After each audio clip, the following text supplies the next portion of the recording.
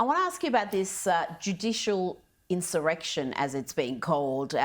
Just about every single Trump policy seems to be have an obstacle thrown its way by some activist judge appointed by a Democrat.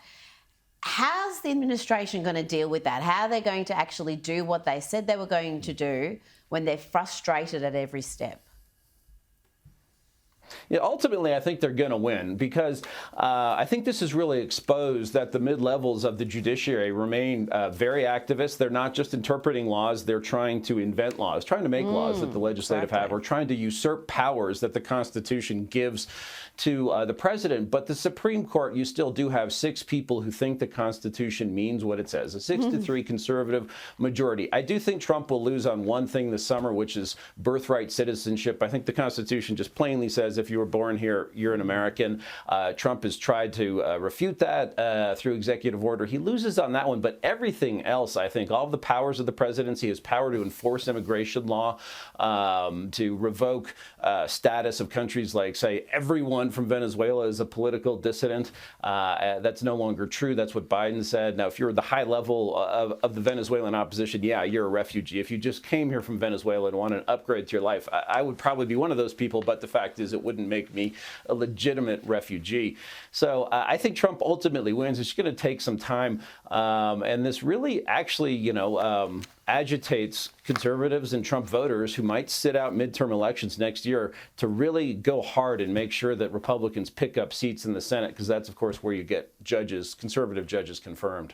James. In all my life, in America, I always knew that from a kid that judges were the thing that, made it. That's what Reagan was all about. But I want to talk, though, about foreign policy just a little bit, too, because we've seen some interesting complexities, shall we say, here. We've seen this seeming sort of rift between the Trump administration and the Netanyahu government in Israel over questions of whether or not to attack Iran and also around Gaza. At the same time, we have seen Trump taking a far stronger line on Vladimir Putin after his continued attacks on Ukraine after, ceasefire talks and all that sort of thing.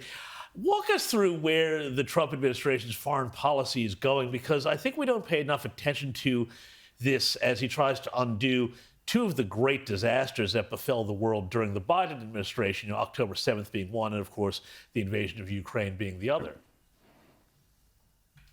Right. I think there's really too much emphasis, and maybe the White House has some blame in this, in a breakthrough deal with Russia and Ukraine and a breakthrough deal with Iran. The White House, and I was just there yesterday, is sending very positive messages about a nuclear deal with Iran. Steve Witkoff, the negotiator, has sent a latest version to Tehran, and it all comes down to the question of reprocessing fuel and enriching fuel in Iran, whether it happens or not. So we'll see what they say. I'm actually more doubtful, but I think that Trump's first-term approach, which he's doing now, which is pressure on Iran, maximum pressure, probably would be just fine. Similar with Ukraine, it was always unlikely there's some magical word salad that will get the Russians to change their view of national interest, or to get the Ukrainians to accept the reality that they're not going to recover all the land that Russia has won at great expense. So those 2 things may just have to go on. It's unfortunate because in the case of Russia and Ukraine, it means more killing.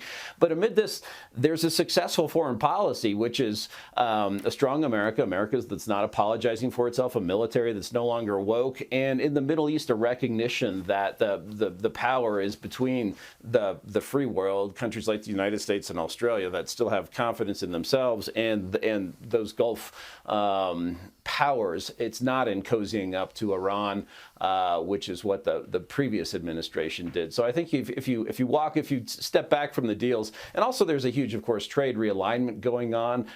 Talks with China are going nowhere. But what that means is I think U.S. allies are in a very good position to have durable, lasting agreements that are good and that are a key part of the Trump foreign policy success.